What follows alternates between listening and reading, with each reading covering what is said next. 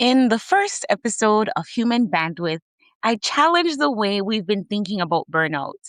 And I invited you to consider that the real issue may not be stress, but capacity. Today, I want to ask a different question. What are you doing with your capacity? Welcome to Human Bandwidth, expanding your capacity for work, leadership, and life. I'm Dr. Tiffany McBean, and this podcast is for people who are committed, capable, and deeply invested in making a difference, but sometimes finding themselves running on empty. Today, we're talking about being busy and productive because those two words are not always synonymous. You can be busy and have very little to show for it. You can spend the entire day moving from one thing to another, answering emails, sitting in meetings, putting out fires. And at the end of the day, you wonder, what did I actually accomplish? And that kind of busy can lead you to spinning your wheels, whereas productivity is different. Productivity implies purposeful movement. You're making progress. You're moving toward something that matters. And when you're building a business, leading an organization, teaching, serving, or building something meaningful, you don't want to simply be busy. You want to be productive. Because think about it. High capacity leaders aren't simply busy. They are training teams and building communities. They are supporting staff, running companies. They're scaling businesses while managing their health, making time for their families, showing up for their friendships, serving their communities. Oh my goodness, I could go on, but you get the point. And here's where I want to take the conversation today. What happens when being busy and productive leaves you feeling depleted? Because there are really two kinds of busy I want you to consider. The first one is being busy doing the wrong things. I've been there. It looks like working hard, but not necessarily moving forward. You're doing the things that don't align with the goal. I've had to process that for a while. It looks like spending time on activities that don't produce the return that you need. And eventually you're drained, frustrated, and wondering where all your time went. Sometimes what you need in that moment isn't more effort, it's a strategic step back. It's a conversation with a mentor. It's a moment to look at your process and your goals and ask, is what I'm doing actually moving me toward where I want to go? Because sometimes we need to reevaluate the model.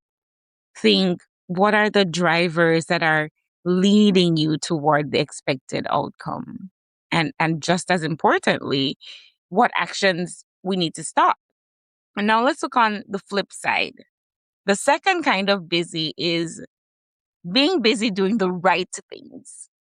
You're productive. You're crushing your goals and meeting deadlines. You're working on your business. You're working in your business. You're making time for family, making time for friends. You're creating and serving. You're doing all the things that bring you joy. And this is where I want to talk directly to the high capacity leader, because we find the work fulfilling, you know? And the business is growing and we're excited about what we're building. But what if actually doing a great job and managing your time is still stretching your bandwidth? Whew. You're creative about how you spend time with people you love. And we need to know how to sustain this success without depleting ourselves in the process. Because you must go on, the business must go on, the organization must go on, the work must go on, but what is the you that remains when all this work is done? I want you to sit with that question for a minute. What is the you that remains when all this work is done? We're going to talk about that. But before I go any further, this is the perfect time to pause and share this message from our sponsor. This season of Human Bandwidth, expanding your capacity for work, leadership, and life, is brought to you by Mind Food International. Mind Food International is an HR consulting firm working across the Caribbean, the United States, and Canada, founded by UN ambassadors Natasha and Jamar Wright. Their focus is simple but so needed: develop people, build leadership capacity, and drive transformation that actually holds. And if this conversation about expanding your capacity is landing for you, go connect with Mind Food International. It's worth seeing how they are doing this work at scale in organizations and across nations. All right. Thank you, Mind Food International. Before we took the break, I asked you, how do we sustain success without depleting ourselves in the process?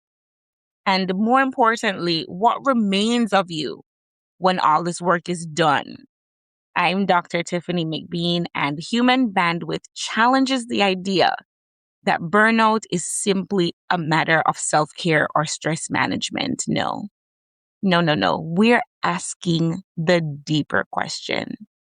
What does it take to build sustainable success? And I want to start with Psalm 23, verses 1 and 2, where King David said, "The Lord is my shepherd. He makes me lie down in green pastures. He leads me beside quiet waters." There has got to be a time when you are led to green pastures and quiet waters. There must be a place for restoration, because you don't have to be depleted to be productive. And sometimes we think, if I'm accomplishing my goals, then I must be managing my capacity well, but not necessarily. You can check everything off your list. You can meet the deadline. You can grow the business. You can lead the team. You can show up for your family. You can serve your community and still be operating beyond what is sustainable. And that is the space that people can crash. Because before they ever get to enjoy the fruit of their labor, they've crashed. And I remember, it takes me back to a few months ago. I intentionally lessened my workload in the business so I could spend more time working on the business. And it was exciting. It was fulfilling to see the business becoming what God had shown me all along. I was creating space for growth. But at the same time, while I lessened my workload, that season also coincided with several other obligations in my service community. And guess what? I said yes to many of them. Did I get those things done? Yes, absolutely. But that wasn't the question that I asked myself in that moment. The better question I asked was, what is it costing me to get these things done? And asking myself that question helped me process my capacity for that particular season of life and work. Because building capacity doesn't always mean doing more. It doesn't necessarily mean becoming more disciplined. Sometimes building capacity means doing something very different. It means assessing what your actions require of you in terms of the energy that you will need in that specific season. And sometimes you build capacity by removing what no longer needs to be carried. So as I ask myself that question, what is it costing me to get these things done that I've said yes to? I have to look to see, what should I remove because I no longer need to carry it. So, leaders, ask yourself, what am I doing because it is truly necessary versus what am I doing because I don't want to relinquish control? Ask yourself, what am I doing because I'm counting on me versus what am I doing because I've convinced myself that I have to? Whew. Those are very different questions, and they require us to pause and think, because high capacity leaders can become really good at carrying things. We've become so accustomed to being the person who can handle it. But because you can carry it doesn't mean you should carry it indefinitely. And this is where we have to talk about team. Team.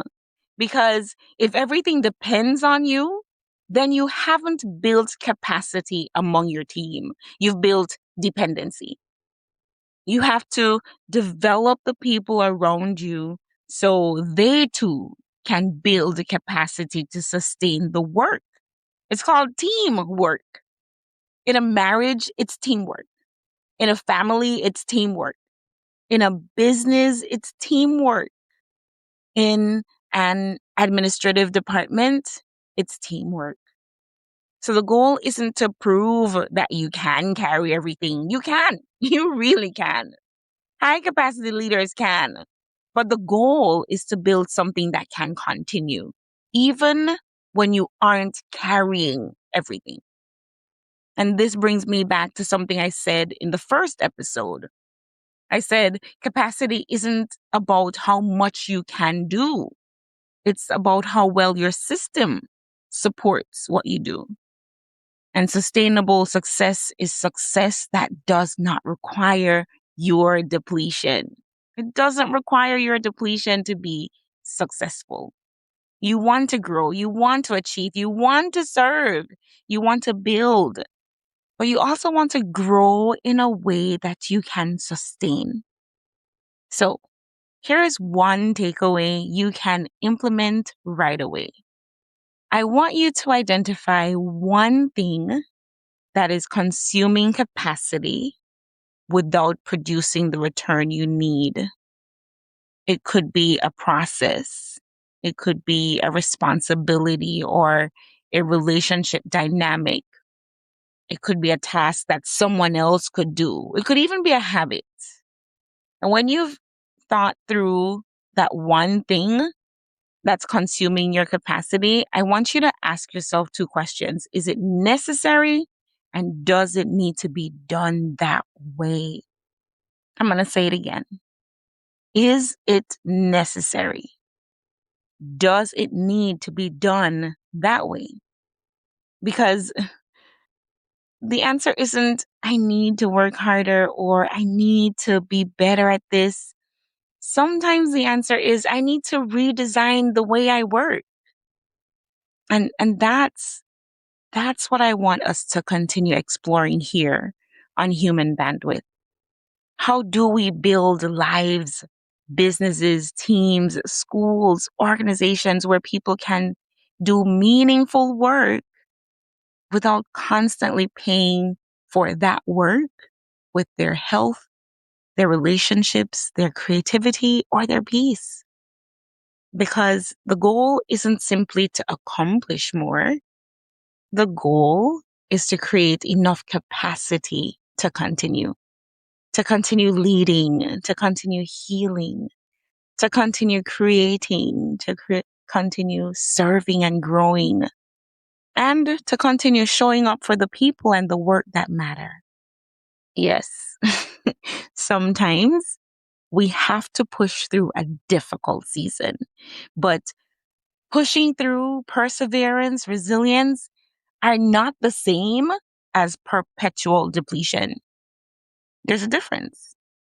Being stretched because you're growing, being stretched because your system is sustainable. And that's what I want you to notice this week.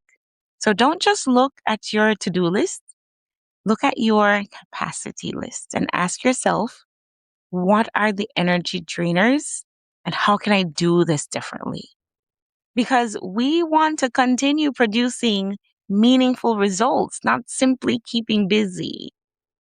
So I end here by saying, whatever your area of service, whether you are a teacher, a leader, a founder, or someone responsible for supporting a team, the question is the same. Are we creating environments where people can sustain excellence? Because the future of work will not only depend on what people can accomplish, it will depend on whether people have the capacity to continue accomplishing it. This is Human Bandwidth, expanding your capacity for work, leadership, and life. I'm Dr. Tiffany McBean. I'll see you next time.